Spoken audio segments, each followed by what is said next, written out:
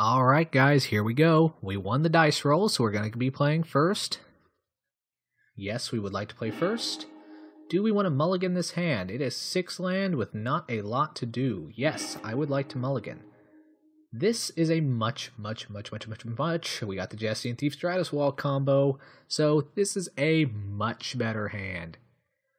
So yes, I will keep this. Our opponent has kept their 7 cards. We're going to keep our 6. We're going to open with an island. We are going to pass turn. Alright, so let's see what shenanigans our opponent's in. They open with a turn 1 forest, and they end their turn. Some opponents, you will notice, they go ahead and tap all their mana down at the end of their turn. That way they can completely yield until their next turn. The program won't let you do that unless there's literally nothing you can do. And by tapping down all your lands, you do in fact guarantee that there is nothing you can do. Our opponent rolls out a turn 2 Leaf Gilder, which can tap to add green to their mana pool. We're going to go ahead and run out Jesse and Thief here. We're going to go ahead and yield till end of turn. Hopefully for our opponent they can deal with this, because otherwise next turn we're going to play it. We're going to put the Stratus Walk on it, which will give us a Prowess trigger, drawing us a card, and that should hopefully ensure that by next turn we get our 4th land drop. Hopefully it's a mountain, because once we get to turn 5, the Ember Maw fun begins.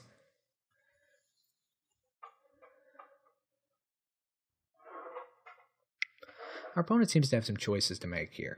They're going ahead and tapping 4 mana, Wild Instincts, having their elf fight my Jesse and Thief. Oh, that's awful. Okay, so that was fun, right? Okay, we're going to go ahead and just run out the Bonded Construct here in order to get something onto our battlefield. And then further, we're going to go ahead and Stratus Walk on it in order to draw a card and hope it's a land. It is, and it's our mountain. So we're going to go ahead and yield till end of turn here. We have a 2/1 flyer who can't block and can't attack alone. Well, next turn, we're going to get something out there to change all that, yeah? Always got to remember those fight spells in green. There is one in this set. It's a very good one. Alright, our opponent's using this as Pilgrimage here, so now they're just digging for land. Looks like they're just in green, black, expensive stuff, maybe in elves. They do not have Spell Mastery yet, though, so they are only getting 2 basics. One goes onto the field tapped, one goes into the hand. Unless I'm very much mistaken, they've already made their land drop for the turn. For some reason, our opponent didn't attack, possibly because they're holding their mana dork up in order to use its mana ability during my turn, or possibly simply because they did not realize that I could not block. Either way is fine with me. So what we're going to go ahead and do here is we're going to go ahead and run out the Hellion. It's a big guy, we need to get it out quick. And this guy's red ability does not count himself. My bad. I think I said earlier that he would also count off himself. He doesn't. So since we have so few red cards in our deck, he's not as good as I thought he was. But still, a 4/5 trample, our opponent's going to have to answer it. Okay, our opponent did seem to keep their mana open for some reason. Let's see if we can figure out what it is. Reclaim. Put target card from your graveyard on top of your library. Okay, looks like we're going to fight again. But currently, that Leaf Gilder is not going to beat our Hellion in a +2/+2 fight. But a Titanic Growth plus that will do it. Our opponent is having to spend 2 cards here to get rid of 1 of ours, which isn't an exceptional rate of return, but it does get our big fat threat off the field, so, you know, there's also the fact that his untapped creature has 8 power and can still attack this turn, and we cannot block. Fingers crossed that he doesn't realize that. Bad news, guys, he realized that. So we're going to go ahead and take a whopping 8 damage here, and I can't block, so let's go ahead and yield to the turn here. Alright, it's our turn. We got Chief of the Foundry. Glug. Okay, so the plan here is to do absolutely nothing this turn. Make our opponent think we've bricked, whereas actually we're going to flash out our Mizium Meddlers next turn in order to try to intercept him during combat, or if he tries to do any sort of cheeky spell to us, we can have the Meddlers take the hit instead. So what's going on this time? Dwynen, the Gilt-Leaf Dane, because our opponent isn't having a good enough day already. Gross.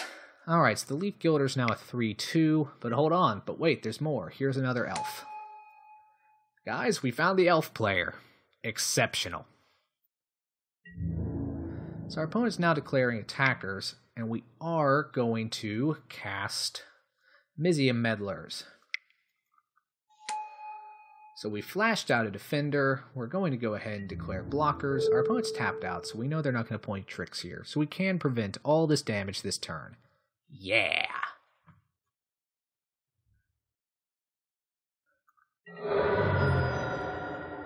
Alright. So now we roll back around to our turn, where we're going to go ahead and roll out Guardian Automaton. Not great, but again, it's a blocker. It'll keep some of his dudes off us, and when it dies, we'll gain 3 life. Which, let's face it, right now we need all the life we can get. We're not going to attack this turn. Our one guy would need someone to attack with him, even though he's flying, and at the moment, we can't risk either of our other guys. And our opponent's drawing nothing but land here, so we're in a position to start to make a bit of a recovery. He doesn't feel like trading here, so the best thing we can keep on doing is keep on establishing board presence. And I think the play here is actually Pricklebore and not Chief of the Foundry, because we can eventually start going on the offensive with him when he'll have +2/+0 in first strike. And a 5/3 first strike will clear anything our opponent has unless they use multiple blockers, which either way means value for us. It'll also, when it attacks, will allow our construct to start attacking as well, since they have no way to block it. And there's another land off the top for our opponent, which is good news for us. Once again, they're forced to end their turn. Our turn keeps getting even better, because here's the throwing knife, which we can put that on our Pricklebore to make him even more potent. And that's exactly what we're going to do. We're going to go ahead and pay 2 mana for Pricklebore, or excuse me, for throwing knife. And then we're going to pay 2 mana to put it on Pricklebore. We're going to go ahead, declare attackers.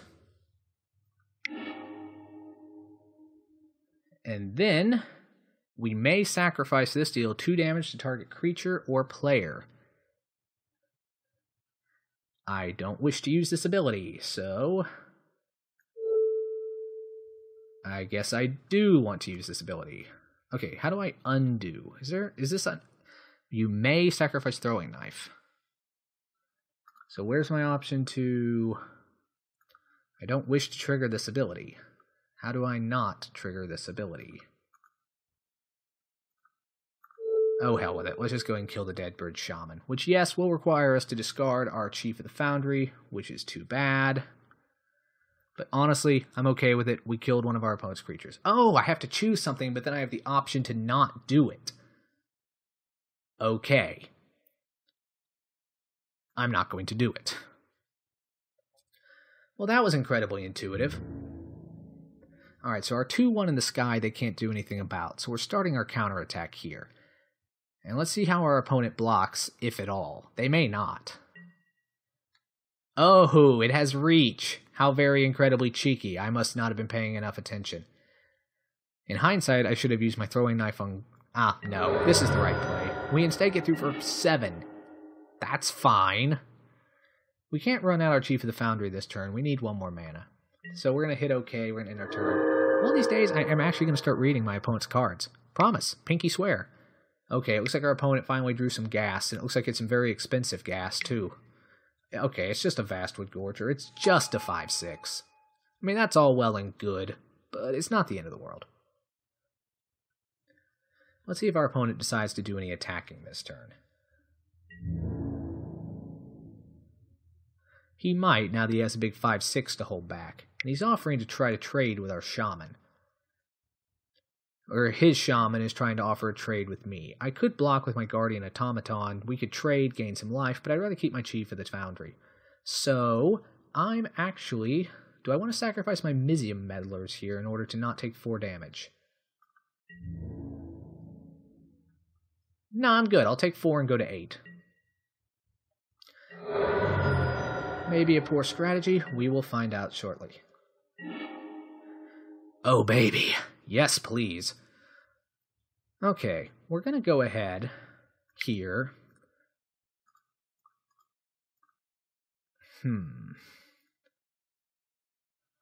Tough choices. Tough choices are ahead.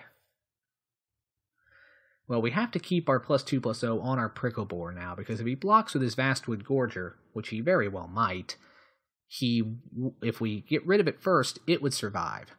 So we're going to go ahead and do combat first here. And we are going to go ahead and attack again with the 7/3 prickle boar. We're not going to use throwing knife. Okay. No. Gotta make sure we do that right, because if I misclick with the freaking throwing knife, I'm gonna take my computer and chuck it out the nearest window. And I need this to do all my YouTubing, so let's not.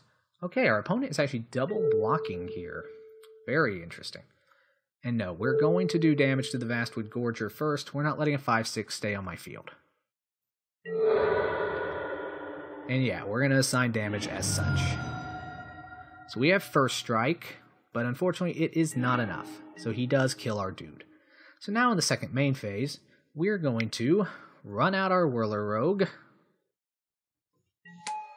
which puts 2 Thopters on the field for us.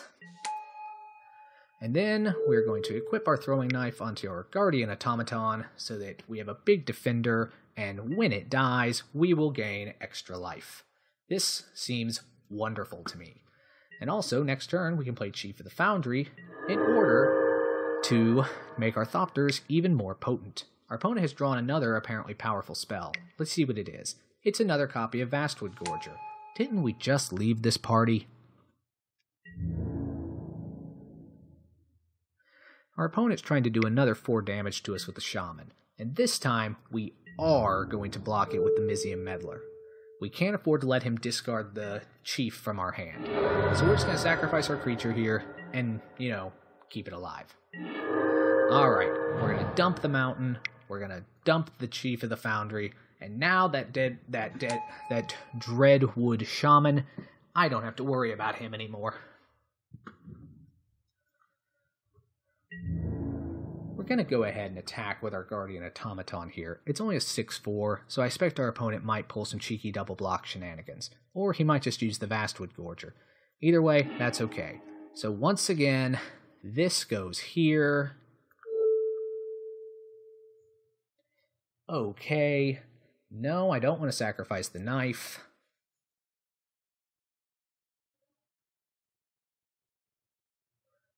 Okay. Let's see what our opponent does this time. Well, after what I thought was going to be a runaway match for our opponent, this has turned out to be halfway interesting, as he once again throws yet another Vastwood Gorger into our way. Guardian Automaton gives us 3 life, and in our second main phase, we're going to go ahead and put the throwing knife on the next biggest thing in the room. And we're going to pass our turn. Guys, this just in.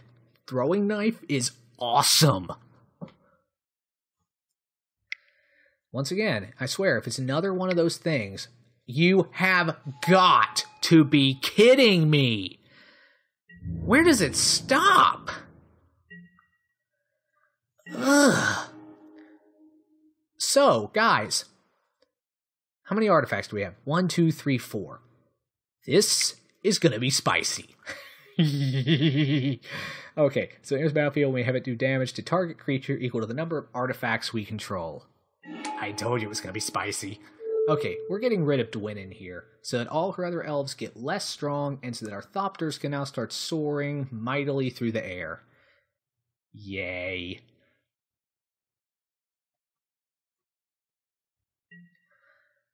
Yes, we want to use this ability. Oh my god, I'm so happy right now, guys. This has been the greatest game ever. Okay. So next up, what we're going to do is we're going to take our throwing knife, we're going to put it on one of our Thopters.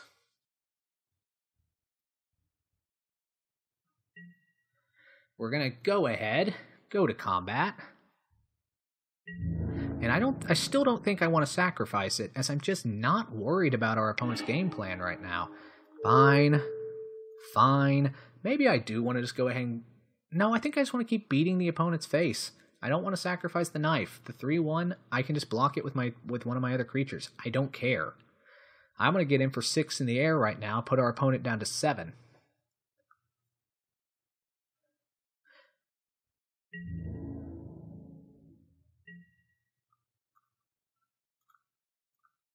And then I'm just going to go ahead and yield till end of turn. I have literally nothing I can do, and let's keep the clock moving. My opponent, I am 3 minutes behind my opponent. We are now waiting on our opponent. I'm not entirely certain why. I mean, I guess it's because they could use the Leaf Gilder at any time, but they have no cards in hand, as we see in our upper left-hand corner, so I'm not quite sure what they're waiting for. They seem to just be pulling out all the stops. Pardon the pun. Okay, if it's another Vastwood Gorger, I swear, I'm going to have a serious freaking problem here. So he's probably going to attack with the Gorger this turn, and possibly with the Shaman as well. He's probably going to want to hold the Leaf Gilder back, because otherwise he's dead on the swing back. But he's not.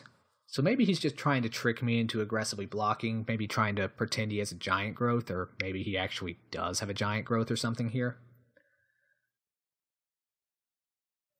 So either way, we're just going to do some blocks this turn, make some sacrifices, and just plan to ride to victory on the back of our Thopters.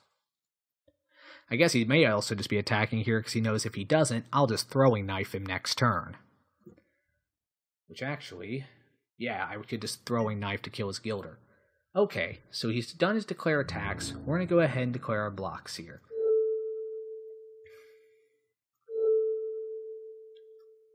And we're going to leave the 2-1 up. I'm just not that worried about it, and I want to keep Chief of the Foundry alive so that we don't lose power to our artifacts. We want to end this game quickly.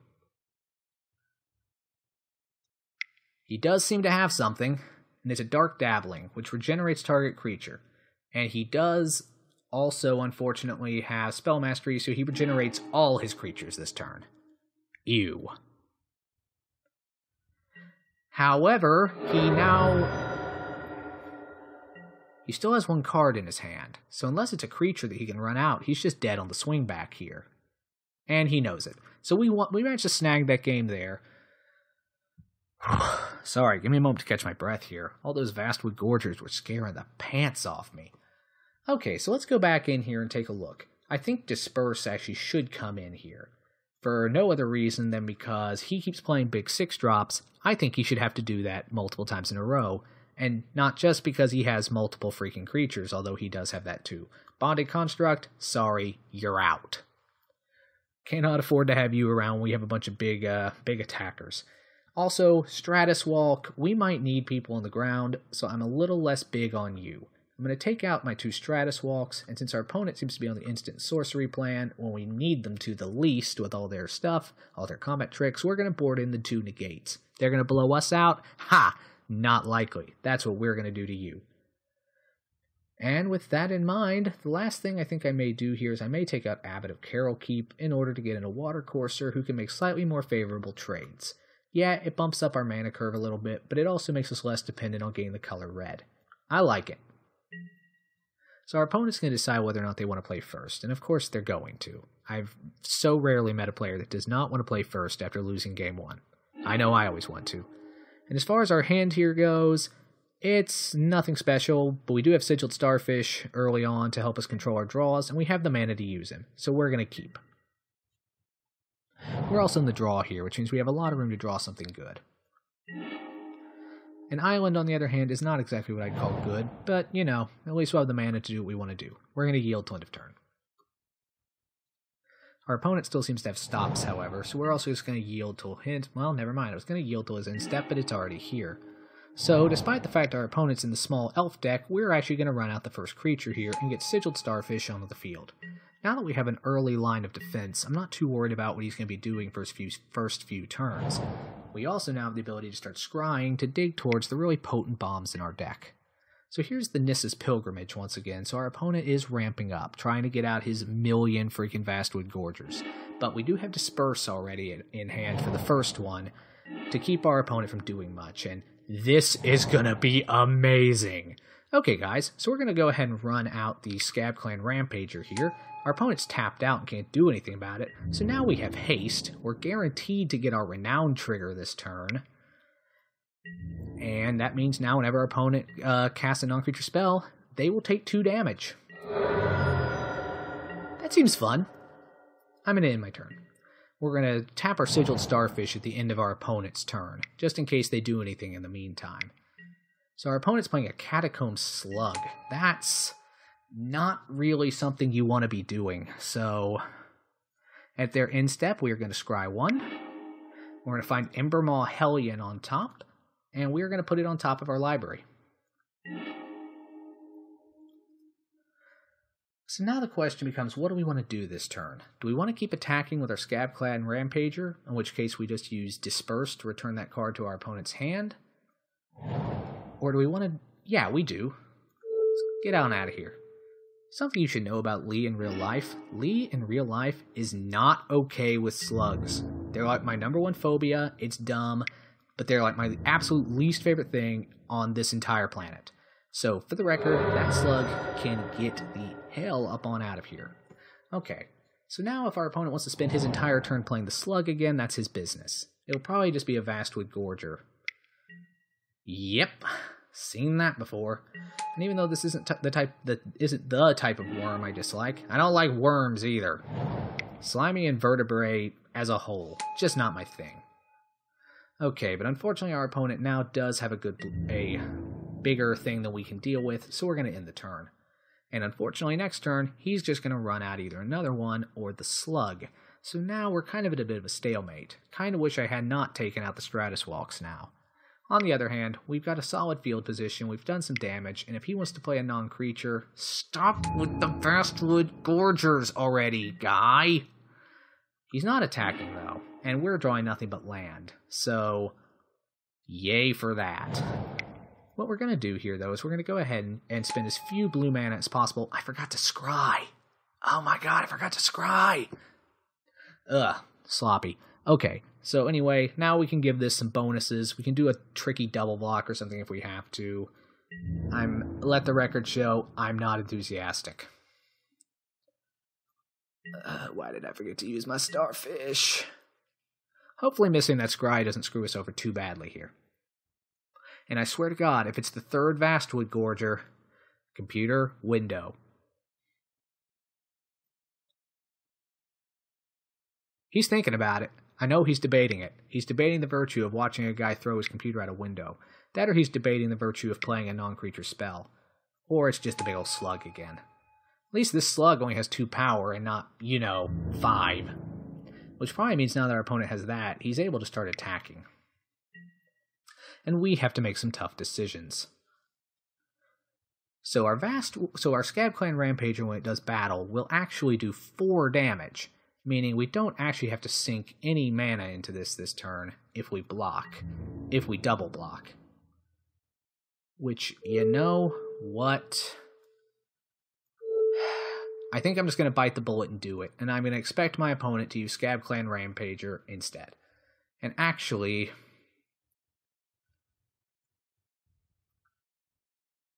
our opponent's going to order the blockers here. And if we don't give him the +1/-1, we'll get to keep our water guy if our opponent does his math right. Since hopefully he's going to forget that Embermaw Hellion will deal that damage +1. So hopefully he isn't paying attention and doesn't realize that. That would be swell. He's clearly taking his time thinking about it. He knows something's up.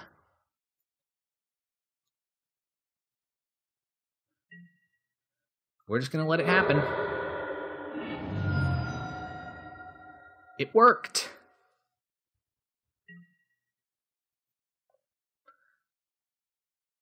Surprised he played the slug pre-combat. Maybe he didn't mean to. Alright, end of turn. Scry fish. Hopefully it's not a land on top. Well, now it's not. So that's now on the bottom of our library. There's Pricklebore. Possibly right on time. Right on time for what? Well, that's the million-dollar question now, isn't it? But he's here, and we're happy to have him. So we're going to go ahead and pass the turn over to our opponent. We may have to make another unfortunate double block next turn, and our opponent having 5 cards in his hand does not lend me a lot of comfort that he does not have one of his combat tricks, and we do not have one of our negates. So he goes up to 7 lands. What could he be planning on? I wonder if it rhymes with Vastwood Gorger. I bet it does. We'll find out, though, right now. Oh, that's a problem. So Farrakha's Disciple is a Death Touch 2/3 with Renown 1. So this is going to make blocking in the future extremely uncomfortable. And also, we got Worm incoming. We're still at 20 life, so you know what? I'm actually just going to take this one. And Giant Growth to get him for 9. I mean, go ahead. Okay, no, he doesn't. He didn't have any cute tricks. He goes to end his turn, scry 1. The negate, put it back. We're leaving that on top. We have enough mana to do that, even after running out our Guardian Automaton here. Which, when that dies, we'll gain 3 life. So, as far as chump blockers go, it's good stuff. We have First Strike on our Prickle Boar, but it isn't enough to get past the Slug, so we're going to hold it back. And yield until end of turn. The main thing we're going to have to do here is just go wider. Next turn, we are going to offer some blocks against the Gorger, and hopefully draw out his combat trick. And when we do, we can blow him out with Negate. I'm like ticking my fingers, you know, kind of, let me do it on the, there you hear it. Doing that on my other hand. I'm getting nervous because this match is getting pretty close and we're running lower on time than I like. Okay, so Reeve's Soul comes out, destroying target creature with power 3 or less. And he's targeting Prickle Boar. Well, I was hoping to save this for a combat trick, but this seems like as good a time as any. Negated.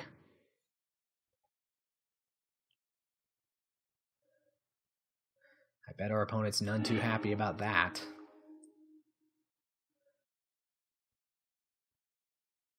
And we even have a man up for Water Courser. If he attacks the Disciple, we can trade. What a time to be alive. Okay, so the opponent's coming in with the Vastwood Gorger. And I'm going to... I'm actually going to block with the Starfish here. And get one last scry off as a parting gift. And I'm going to put the island away. So, no damage this turn. Thank you, Scryfish, for your service.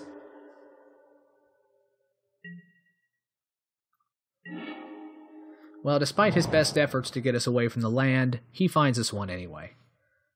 So what we're going to go ahead and do here is we're going to see if our opponent was paying attention after game 1.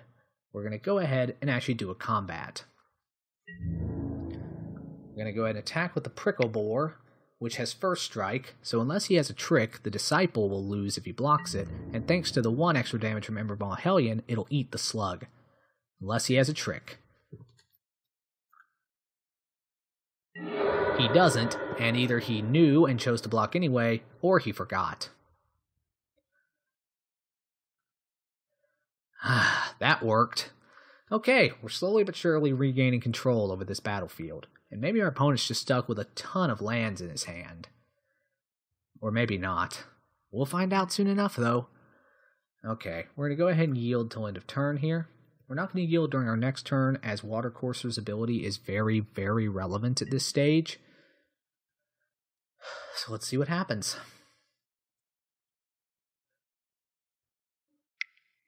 Here it comes, the next Vastwood Gorger. Oh, it's Wild Instincts, which is absolutely awful for us. So he's going to be using the Vastwood Gorger, which gets +2/+2 till end of turn. It now has 4 damage on it. Fortunately, if he attacks, Water Courser is up to the challenge.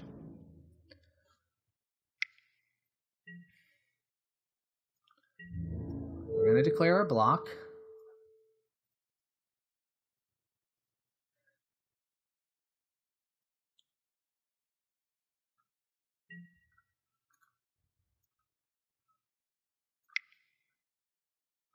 Go ahead and give our Water Courser his ability twice.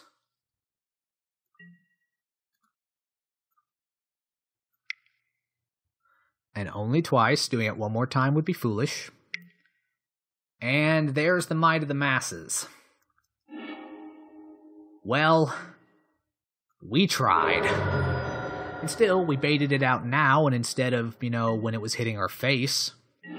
So that's good. You know what else is good? Another negate. Once again, we're just going to swing in with the Prickle Boar here, as it's basically a race at this point. I don't have a way to get that Vastwood Gorger off the field, and if our opponent blocks with Verika's Disciple, hoping to have a trick, we're ready to get it off the field. So let's see how this race goes. There's Reclaim, and no. I don't know what you wanted, but you can't have it.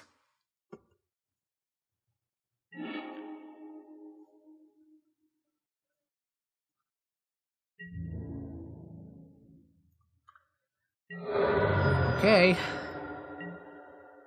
We have the Guardian Automaton to block with, and I don't mind losing him if I have to. Gaining 3 life will be good, but again, I'd rather use it to continue our offensive. Our opponent may start holding back his Gorger here, as I don't think he wants, there's Way to the Underworld, so our Prickle Boar is now a 0-1. Don't know what we're going to do about that. Now our opponent doesn't have a reason to hold back with the Gorger.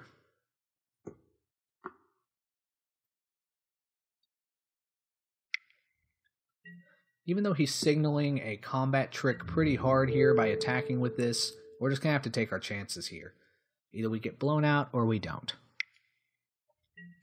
There's the Dark Dabbling for the regeneration shield on everybody, meaning the Death Touch will go through and kill us, we will not kill him. Gaining the 3 life will be handy though, as it will ultimately buy us a turn. Well, as far as last minute nut draws go, Whirler Rogue with his 2 buddies is not the worst thing that's ever happened to us. The worst thing that's ever happened to us, however, is the fact we're running low on time, and I am not attacking with Prickle Boar. He is now what we call a chump blocker, but still, he served us well. Our opponent still has 2 cards in hand, even though they just played a land for the turn. So once again, I'm just terrified that this guy has something. Ultimately, we're going to be playing as fast as we can here, hoping to draw our opponent out, or at least make him spend as much time as possible now. So, no declare attackers, declare blockers. I don't feel like taking 5. You can eat my 0-1. That's all well and good.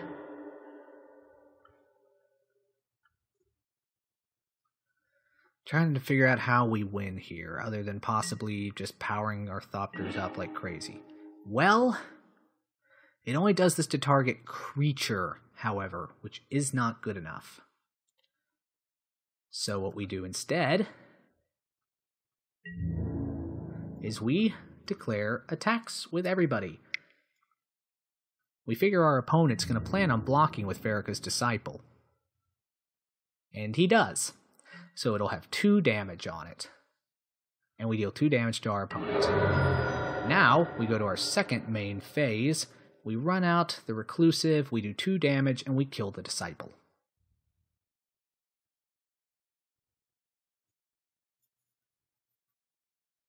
Oh, I wish that was also to target player, but I think that would be just a little too good. Waiting for our opponent to acknowledge it. Go, go, okay. What are you doing? Oh, no, no, no, no, no, no, no, no, no, not this again. Damn it. Okay, fine, fine. It has a regeneration shield. Yes, I'll do it anyway on principle. Tap your dude. Okay, yeah, our opponent definitely has this one in hand, but I'm going to make him work for it. He still has 2 cards in hand. How is this guy doing this? Oh yeah, because the Dark Dabblings draw you a card. Okay, those are better than I gave them credit for. Freely acknowledge that here. Let's see what he's got. Well, there's the Wild Instincts to fight our dude. Give himself enough to do 9. And Giant and Shaman of the Pack, which does 1 damage to me, puts me at 12. Our opponent's still only getting it for 9. Draw a mountain. Concede. We go to game 3. We're going to make it quick. Hopefully. Okay, so what's the play? The negates did good work. I can't think of anything else I'd rather do. In hindsight, I should have held the disperse back, I think. But other than that, I think we're just going to have to submit deck and hope to play quick. We're the last ones playing. Yes, we'll play first. This hand is fine. Hopefully we'll draw a blue source pretty quick, but Sigil of Valor turn 2, put it on Ram Roller turn 3. I mean, that seems pretty okay. Well, we can't put this on at the same turn we play the Ram Roller. We can't afford it. But basically, we're just going to get this out and just start smashing face, hopefully. It's basically the only game in town at this point. But hey, as far as aggro games go, it'll do. We're waiting on our opponent here to decide whether or not they're going to mulligan, and this will be pivotal for them. If we can catch them on a slow start where they're not able to mana ramp, this will be great. Yield to end of turn. Yield to end of turn. Alright, we got a Prickle Boar early too, which is good stuff. Sigil of Valor comes out, which each other creature we control. So the turn we get out our Ram Roller isn't actually that important anyway. What is becoming important in a really big hurry is that we get a blue source stat, because we are going to need it. Okay, so our opponent plays their third land. They still don't have anything. Unfortunately, neither do we. So, what the heck, why not? Okay, we have to attack.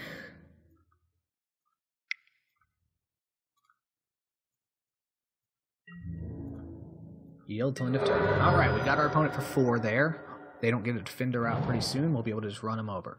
They don't seem to have their black mana, much like we don't seem to have blue. And there's the Farrakhan's Disciple to completely ruin our day. And there's another card we can't play to completely ruin ours. But we have to attack here, but still, so at least he'll probably trade. I'd be very amazed if he did not initiate a trade here. He does. Unfortunately, we are stumbling on land, and we're not in a great position here. Our opponent follows up with a Sylvan Messenger, which reveals top 4 cards of their deck. They put all Elf cards into their hand this way. Hopefully, they end up revealing nothing. Looks like they did end up revealing nothing, but guess what? So did we! Yield till end of turn. Oh, bother.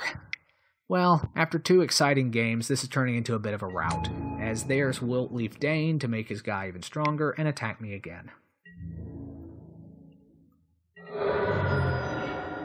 Well, there's another mountain, and while it's not the most incredible thing we've ever seen, getting out a Guardian Automaton, which can start doing some blocking for us, that's, well, I don't know, it's better than a rock in my shoe, I guess.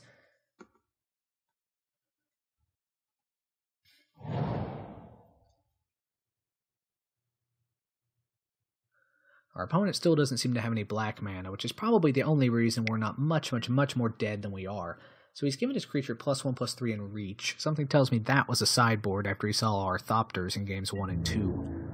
And it now being a 4/6, we cannot effectively block. And he's now gaining life for each of his elves. Yuck. We're not going to block here as we desperately want to keep something out.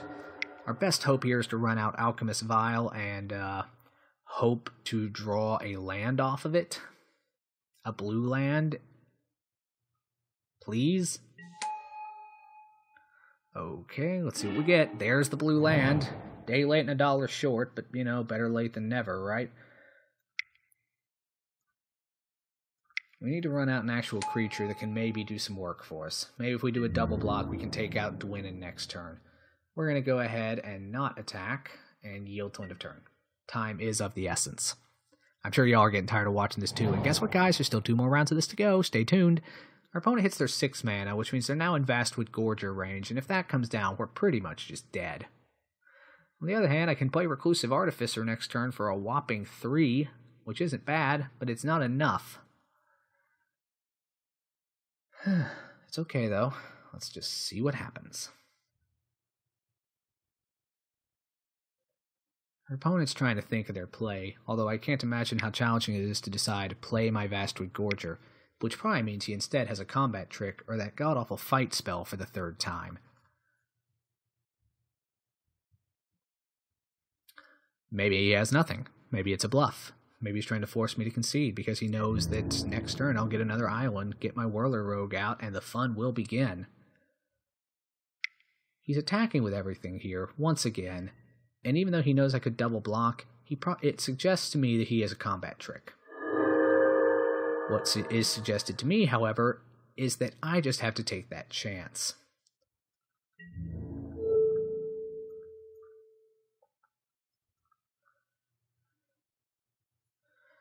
Again, we just have to take that chance here and hope that there is in fact nothing and that he was a bluffing.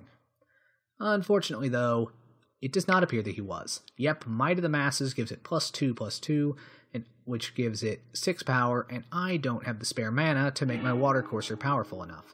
So instead, we don't lose our courser either, though, but we don't kill Dwynnin, which is what we were after. We do gain 3 life, however, which is good, because we desperately need it.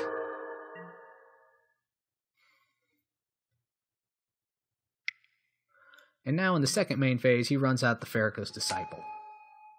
So he has a very strong board presence. We don't have much at all. We draw another land, but it's really not going to do us any good. And in the interest of just speeding things along, we're going to give our opponent a tip of the hat and a concession. Alright guys, that's been round 1. We lost it 2-1. Bad draws on game 3. Heck of a game in games 1 and 2.